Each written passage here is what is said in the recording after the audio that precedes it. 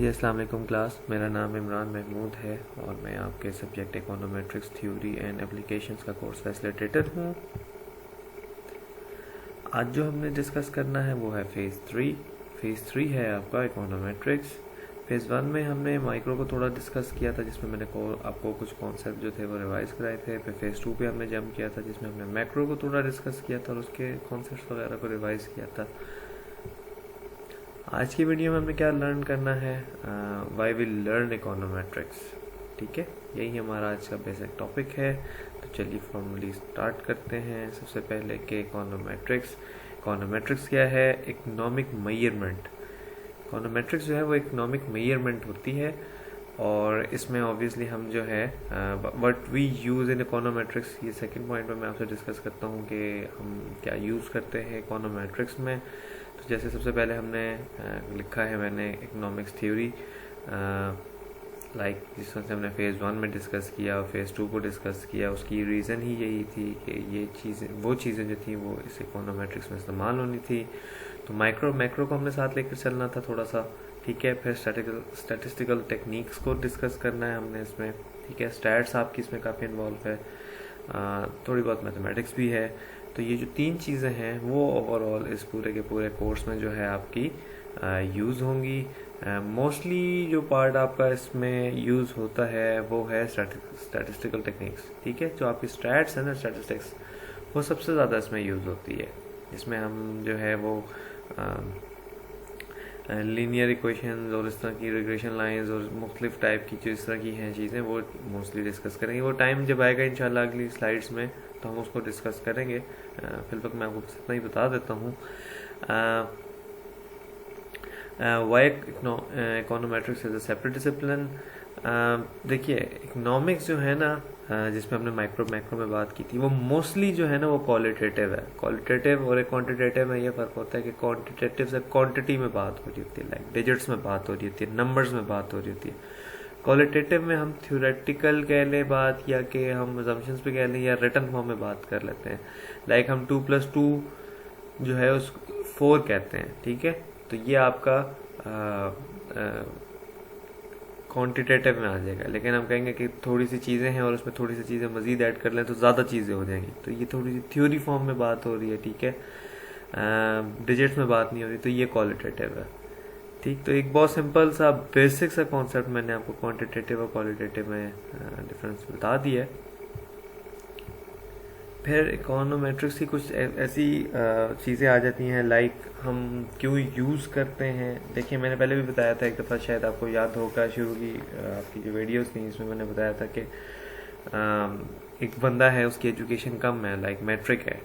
ठीक, तो उसकी सैलरी मार्केट में क्या होगी, और अगर एक डिग्री होल्डर है प्रॉपरली तो उसकी क्या वर्थ होगी। लाइक उसने अगर BBA किया हुआ है या BAF किया हुआ है तो उसकी क्या वर्थ होगी। तो हम ये तो बता देते हैं थियोरेटिकली कि हाँ थोड़ी बहुत ज़्यादा होगी, बट मार्केट के हिसाब से क्या होनी चाहिए, वो इकोनोमेट्रिक्स इसमें एक बहुत अच्छा सब्जेक्ट है जो उस चीज़ को डिफाइन कर सकता है। और ये तो मैंने आपको एक जनरल से एग्जांपल दी है। अगर आप मतलब एक प्रॉपर एग्जांपल मांगते हैं तो उसमें ये है कि देखिए, इकोनॉमिक्स में हम मोस्टली बात करते हैं कि जी प्राइसेस ऊपर गई या प्राइसेस नीचे गई तो क्वालिटी ऊपर चली जाएगी, या क्वांटिटी ऊपर चली जाएगी इतनी, या क्वांटिटी नीचे चली जाएगी। सप्लाई डिमांड की हम जो बात कर रहे होते हैं वो भी इस तरह से होता है। ठीक, पर हम ज़्यादातर इसमें जो बात कर रहे होते हैं ना, वो हम थ्योरेटिकल टाइप की बात कर रहे होते हैं। ठीक है, क्वांटिटेटिव में नहीं बात करते, क्वालिटेटिव में बात कर रहे होते हैं कि लाइक अगर एक बढ़ रही है तो दूसरी भी बढ़ेगी। या उसका रिवर्स भी हो सकता है कि अगर एक बढ़ रही है चीज़ तो दूसरी जो है उसका रिवर्स में जाएगी, यानी कि वो कम हो रही है। पर वो कितनी कम हो रही है या क्या हिसाब है उसका, वो हमें जो है वो इकोनॉमिक्स उस तरह से नहीं बताती है। ठीक है, तो उस चीज़ के लिए जो है हम इकोनोमेट्रिक्स को यूज़ करते हैं कि इकोनोमेट्रिक्स जो है वो आपके इस तरह के डेटा को यूज़ करती है और वो आपको डिजिट फॉर्म में बताती है, क्वांटिटेटिव फॉर्म में बताती है कि अगर आपकी ये प्राइस इस तरह से बढ़ रही है, ठीक है, तो आपका इतना फ़र्क पड़ जाएगा। ठीक है, आपने सेल्स वगैरह भी देखी होंगी, बाज़ दफ़ा के सेल्स जो है वो बढ़ जाती हैं कुछ दिनों में और कुछ दिनों में कम हो जाती हैं। तो हम इकोनोमेट्रिक्स के थ्रू जो है वो बता सकते हैं, फोरकास्ट कर सकते हैं बड़े अच्छे तरीके से कि ये इतनी सेल्स बढ़ रही हैं या इतनी सेल्स बढ़ेंगी। मोस्टली ये होता है कि जब हम वो लगाते हैं, एड्स वगैरह लगाते हैं, तो हमारी सेल्स बढ़ जाती होती हैं, ठीक है। अब उसकी एस्टिमेशन के कितने साल में किस टाइम पे कितनी सेल्स बढ़ी थी, ठीक है, वो इकोनोमेट्रिक्स के सब्जेक्ट में आ जाता है। तो ये मैंने आपको एक थोड़ा सा ओवरव्यू दे दिया है इसमें इकोनोमेट्रिक्स से रिलेटेड कि हम कहाँ कहाँ किस तरह से यूज़ कर लेते हैं। पर अगर आप बेस्ट एग्जांपल जो मैंने आपको दी थी वो इकोनॉमिक्स वाली थी कि मैंने कहा कि आपको कि सप्लाई डिमांड में जो फ़र्क आया है आपका, ठीक है, ये आपकी प्राइस के बढ़ जाने से कितना आगे फर्क पड़ा है, लाइक इन्वर्स किया है, यानी ये डिमांड कम हुई है या डिमांड ज़्यादा हुई है, ठीक। तो ये सारी की सारी जो है वो इकोनॉमिक्स जो है वो थियोरेटिकली बता रहा होता है, जिसमें वो क्वालिटेटिव वे में बताता है, लेकिन इकोनोमेट्रिक्स जो है वो आपको डिजिटल फॉर्म में बताता है, यानी क्वांटिटेटिव फॉर्म में बेसिकली बताता है। इसके बाद है जी मेथडोलॉजी ऑफ इकोनोमेट्रिक्स। ये 7 स्टेप्स हैं जो कि हम फॉर्मली यूज़ करते हैं। लाइक सबसे पहले हम हाइपोथेसिस को डिस्कस करते हैं, स्टेटमेंट ऑफ थ्योरी होती है, फिर आपके मैथमेटिकल मॉडल होता है, फिर स्टैटिस्टिकल या इकोनोमेट्रिक मॉडल की बात होती है, फिर डेटा ऑब्टेनिंग होता है 4th, 5th नंबर पे आता है आपका इकोनोमेट्रिक मॉडल की पैरामीटर्स, फिर हाइपोथेसिस टेस्टिंग, उसके बाद फोरकास्टिंग, और लास्ट में है जी पॉलिसी पर्पस, जिसमें हम कंट्रोल वगैरह कर रहे होते हैं। हम इसको 1 by 1 इसमें डिस्कस करेंगे। सबसे पहले कि जी स्टेटमेंट ऑफ थ्योरी और हाइपोथेसिस क्या होती है।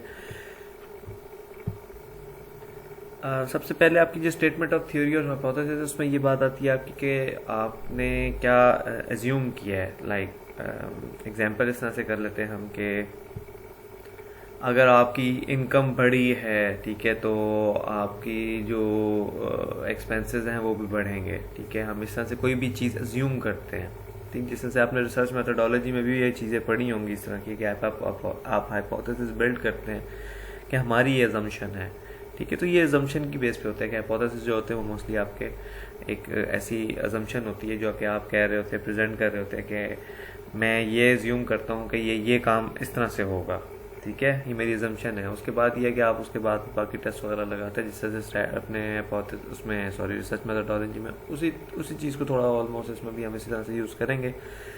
फिर इसके बाद सेकेंड स्टेप आ जाता है specification of the mathematical model of the theory.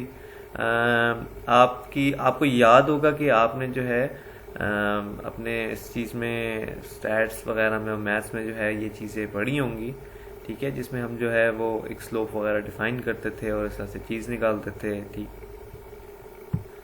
Sorry, मैंने अभी एक अपनी मिस्टेक देखी थी, मैंने यहाँ पे एक्स नहीं लगाया था, ये भी लगाना होता है, ठीक। तो हम सबसे पहले एक जो है वो इस तरह की एक इक्वेशन बनाएंगे इसी तरीके से, ठीक, जहाँ पे हम जो है वो एडजस्ट करते हैं चीज़ों को। फिर हम उसके बाद जो है वो स्टैटिस्टिकल और इकोनॉमिक मॉडल को डिस्कस करते हैं, स्पेसिफिकेशन ऑफ द स्टैटिस्टिकल और इकोनोमेट्रिक मॉडल। उसमें क्या होता है कि हम म्यू को ऐड कर देते हैं।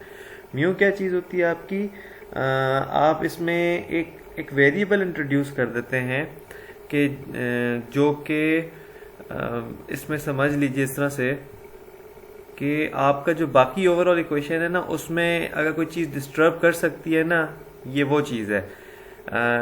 लेकिन हमने उसको इक्वेशन में मेंशन नहीं किया। लाइक इसमें और इसमें इक्वेशन में यही फ़र्क है कि इसमें म्यू ऐड है। मैं एग्जांपल इस तरह से दे देता हूँ कि सेल्स की हम चले फर्ज करें एक एग्जांपल दे देते हैं आपको, मैं कॉन्सेप्ट देने के लिए बात कर रहा हूँ कि आपने जो है वो चीज़ें आपकी नॉर्मली किस तरह से सेल्स हो रही हैं एड्स के थ्रू, सब कुछ चल रहा है, ठीक है। लेकिन फ़र्ज़ करें कि उन दिनों में एड में उन्होंने कोई एक ऐसा बंदा यूज़ किया था, ऐसा मॉडल यूज़ किया था जो कि क्रिकेट मैच में इन्वॉल्व था और वो क्रिकेट मैच हार गया, फ़र्ज़ करें पाकिस्तान, ठीक है। तो उस मॉडल को देख के लोग जो है ना, और उसने अच्छा खेल नहीं खेला था उस मॉडल ने, फ़र्ज़ करें उस मैच में, तो लोग जो है बाज़ दफ़ा उसकी प्रोडक्ट्स को जो है ना वो यूज़ थोड़े दिनों के लिए नहीं करते हैं। ये एक इफ़ेक्ट है, ये थ्योरी जो है वो एक्सेप्टेड थ्योरी है कि आपके सामने अगर कोई ऐसी पर्सनैलिटी है जिसको आप बहुत ही पसंद करते हैं, बट उसका कोई इस तरह का सिचुएशन हो जाए कि वो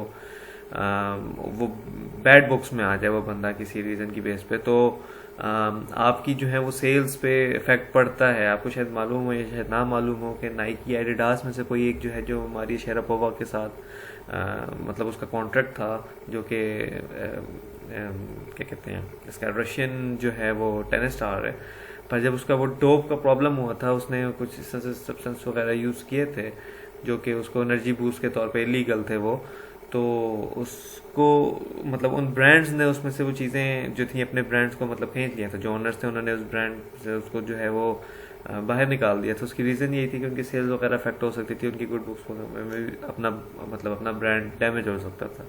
ठीक, तो ये हम न्यूज़ तब इंट्रोड्यूस करते हैं जिसको हमने बाकायदा इस चीज़ में नहीं इंट्रोड्यूस किया होता अपनी क्वेश्चन में, लेकिन एक्सटर्नल फैक्टर्स हो सकते हैं जो आपकी चीज़ को डिस्टर्ब कर सकते हैं। ठीक है, फिर उसके बाद आ जाता है आपको obtaining the data. Obtaining the data को मैं नेक्स्ट स्लाइड में दोबारा डिस्कस किया इस तरह से कि आपको याद होगा ये चीज़ें आपने स्टार्ट से पढ़ी होंगी कि आप एक्स और वाई इस तरह से लेकर चलते हैं और आप इस तरह से डेटा बनाते हैं। इसमें मैंने ईयर्स भी मेंशन कर दिए हैं, एक्स और वाई। ठीक है, इनके साथ आप जब है इक्वेशन के साथ जब आप खेलते हैं और आप उसको अप्लाई करते हैं तो फिर आप अपनी इन इक्वेशंस को फिलअप कर लेते हैं जो कि इसमें थी।